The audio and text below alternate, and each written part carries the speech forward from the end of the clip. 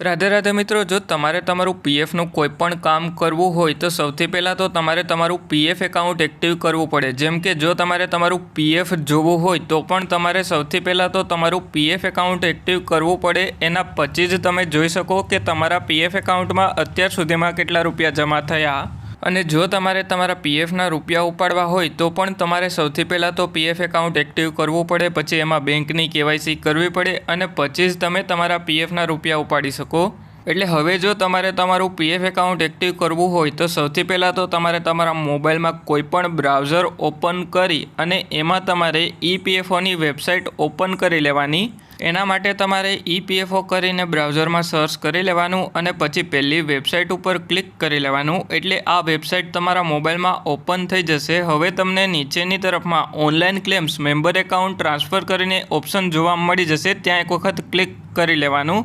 એટલે હવે આપણે online claims member account transfer ઉપર એક વખત ક્લિક કરી લઈએ અને પછી કંઈક આ રીતે ઇન્ટરફેસ તમારા મોબાઈલમાં જોવા મળી જશે। હવે તમારે અલર્ટમાં આ સિમ્બોલ ઉપર ક્લિક કરી અલર્ટ બેક કરી લેવાનું અને પછી તમારે નીચેની તરફમાં આવી જવાનું। એટલે જેવા તમે નીચેની તરફમાં આવો એના પછી તમને નીચેની તરફમાં એક્ટિવેટ યુએએન કરીને ઓપ્શન જોવા મળી જશે, ત્યાં એક વખત તમારે ક્લિક કરી લેવાનું। એટલે જેવા તમે ક્લિક કરો એના પછી કંઈક આ રીતે ઇન્ટરફેસ જોવા મળી જશે। હવે તમારે નીચેની તરફમાં તમારો યુએએન નંબર જે તમારી પગારની સ્લિપમાં હોય એ એન્ટર કરી અને પછી તમારે નીચેની તરફમાં આધાર કાર્ડ નંબર એન્ટર કરવાનો થશે।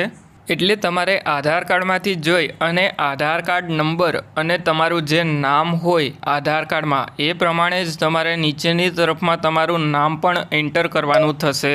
અને પછી તમારે નીચેની તરફમાં આવી જવાનું અને તમારી જે જન્મ તારીખ આધાર કાર્ડમાં હોય એ જન્મ તારીખ એન્ટર કરી દેવાની અને પછી તમારે ફરીથી એક વખત નીચેની તરફમાં આવી અને જે તમારો આધાર કાર્ડ સાથે મોબાઈલ નંબર લિંક હોય એ મોબાઈલ નંબર તમારે એન્ટર કરી દેવાનો। એટલે જેવા તમે મોબાઈલ નંબર એન્ટર કરો એના પછી તમારે નીચેની તરફમાં આવી જવાનું અને આ જે કેપ્ચા છે ZX5PA એ કેપ્ચા નીચેની તરફમાં એન્ટર કરી દેવાનો।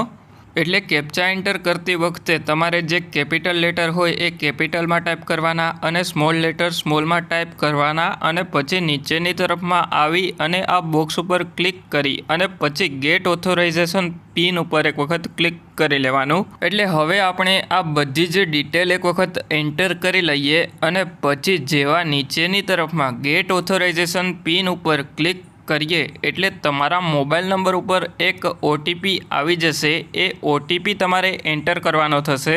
એટલે હવે જેવું આપણે ગેટ ઓથોરાઇઝેશન પિન ઉપર ક્લિક કર્યું એના પછી તમારે નીચેની તરફમાં આવી જવાનું। એટલે નીચેની તરફમાં તમને એન્ટર ઓટીપી કરીને ઓપ્શન જોવા મળી જશે, ત્યાં તમારે ઓટીપી એન્ટર કરી અને validate OTP and activate UAN ઉપર એક વખત ક્લિક કરી લેવાનું। એટલે જેવા તમે આ પ્રોસેસ કરી લ્યો એના પછી કંઈક આ રીતે ઇન્ટરફેસ તમારા મોબાઈલમાં જોવા મળી જશે અને હવે તમારે તમારો જે પાસવર્ડ ટેક્સ્ટ મેસેજમાં આવ્યો હોય એ ચેન્જ કરી લેવાનો। અને હવે જો તમારે પાસવર્ડ બદલાવવામાં કોઈ પણ પ્રોબ્લેમ આવે તો મને કમેન્ટ કરીને જણાવજો, તો એના ઉપર પણ હું તમારા લોકો માટે વિડીયો બનાવી આપીશ।